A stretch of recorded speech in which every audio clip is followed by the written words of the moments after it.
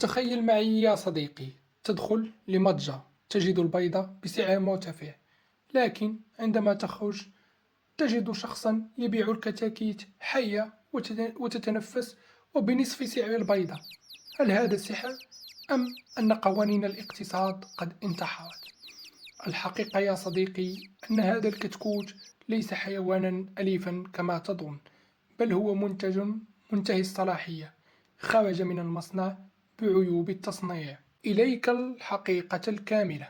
السر الأول الذي تخفيه عليك المزارع العملاقة هو الجنس. في عالم إنتاج البيض، الإناث هن الملكات، لأنهن سيبيضون المال ويربح المصنع. أما الذكور فهم بالنسبة للمصنع عالة، لا يبيضون ولن يكبروا ليصبحوا دجاجا سمينا للحم. إطعامهم خسارة وإعدامهم أيضا مكلف، لذلك يتم بيعهم بالجملة وبأبخس الأثمان لهؤلاء الباعة الذي تجدهم في السوق.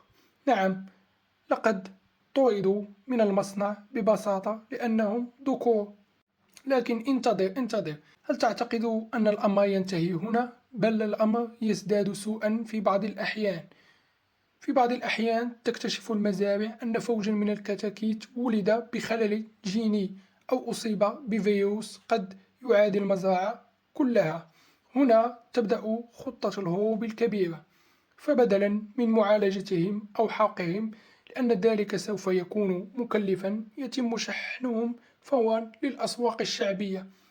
أنت لا تشتري كتكوتا، أنت تشتري مريضا في أيامه الأخيرة تم ترحيله من المزرعة ليموت في منزلك بعيدا عنهم.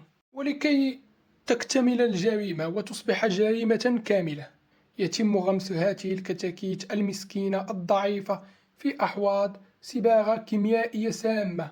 هذه الألوان تسد المسامات وتدمر الجهاز التنفسي الهش. هم لا يبدو جميلين لأنهم سعداء، بل لأنهم تحت تأثير الصدمة الكيميائية قوية تجعلهم يبدون نشيطين لفترة قصيرة قبل أن تنهار مناعتهم تماما في منزلك ويموتون. لذلك يا صديقي، في المرة المقبلة عندما ترى فيها كتكوتا أرخص من البيضة، تذكر أنك تشاهد أكبر عملية نصب في التاريخ.